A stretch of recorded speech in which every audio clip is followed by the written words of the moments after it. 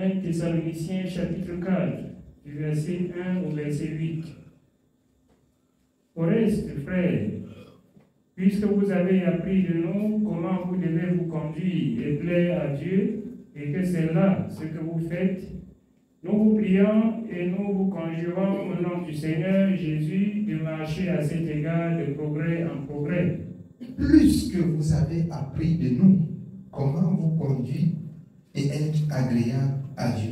Non pas que nous avons nous-mêmes forgé des lois sur lesquelles vous avez marché, mais nous vous avons enseigné selon la parole de Dieu qu'il faut mettre en pratique. Si vous mettez déjà en pratique, l'homme de Dieu vous exhorte d'aller de progrès en progrès.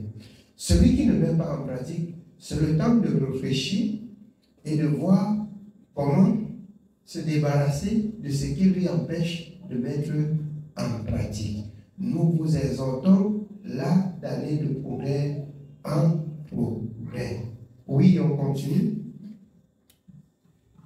Nous continuons au verset 2. Vous savez en effet quels préceptes nous vous avons donnés de la part du Seigneur Jésus. Ce que Dieu veut, c'est votre sanctification. Ce que Dieu veut, vous connaissez les préceptes, c'est votre sanctification.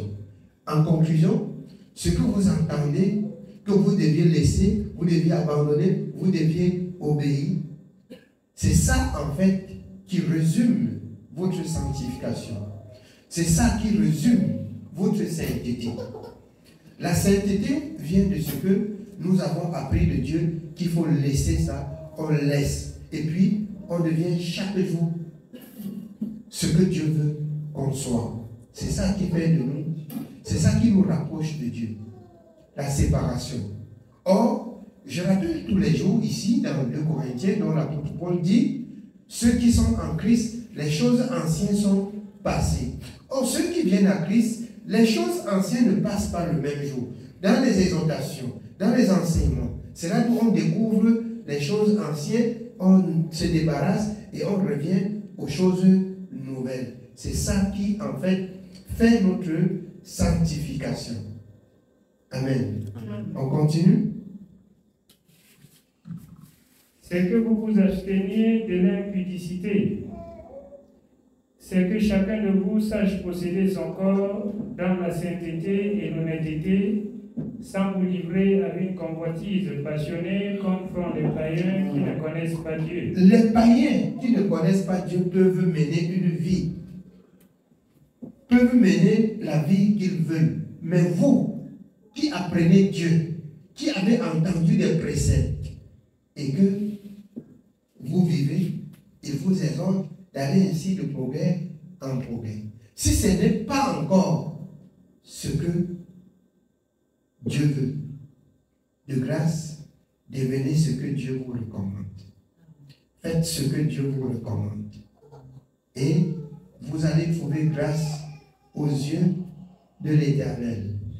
Je disais tout à l'heure, pendant que, comme a dit l'homme de Dieu, les peuples du monde entier marchent au nom d'un Dieu étranger. Parce qu'en fait, en conclusion, Jésus dit dans Jean 14, 15, si quelqu'un m'aime, il gardera ma parole. Ceux qui se disent bien enfants de Dieu, sans rêver leurs actions de par la parole de Dieu, ne sont pas des enfants de Dieu. Ils disent seulement qu'ils sont des enfants de Dieu. Et Dieu ici n'empêche personne de dire qu'il est son enfant. Mais il y a quelque chose de très pertinent que le Seigneur Jésus lui a dit, lui-même a dit. Vous les reconnaîtrez à leur fruit. Le fruit des enfants de Dieu, c'est quoi? Jean 15, 5.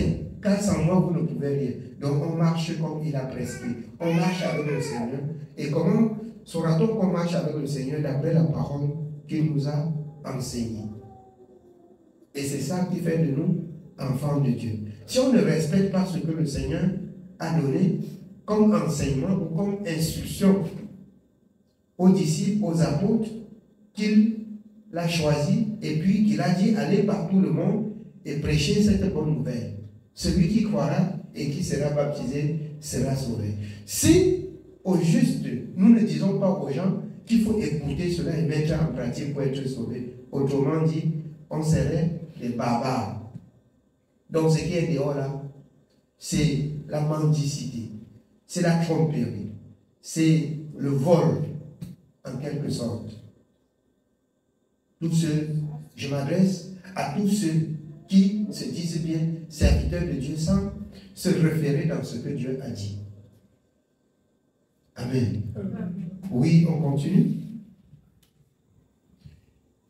Nous continuons au verset 6.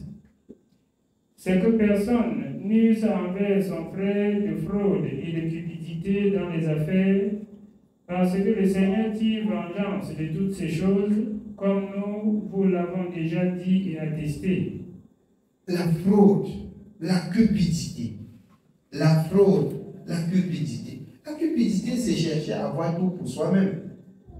Quand bien même tu sais que vous deviez partager égal. Quand bien même tu sais que l'autre avait aussi droit. C'est ça la cupidité. Parce que le Seigneur tire vengeance à ça. Que vous deviez rester saint, que vous deviez marcher comme Dieu dit. Oui, on continue. Car Dieu ne nous a pas appelés à l'impureté, mais à la sanctification. Celui donc qui rejette ses préceptes ne rejette pas un homme, mais Dieu qui vous a aussi donné son Saint-Esprit. Si quelqu'un rejette ce que nous disons, c'est qu'il ne me rejette pas moi qui parle, mais c'est qu'il rejette Dieu qui donne aussi le Saint-Esprit à ceux qui l'aiment. Donc, si vous obéissez, ce n'est pas à moi et ce n'est pas pour moi que vous obéissez. Vous obéissez pour votre vie et vous obéissez à Dieu.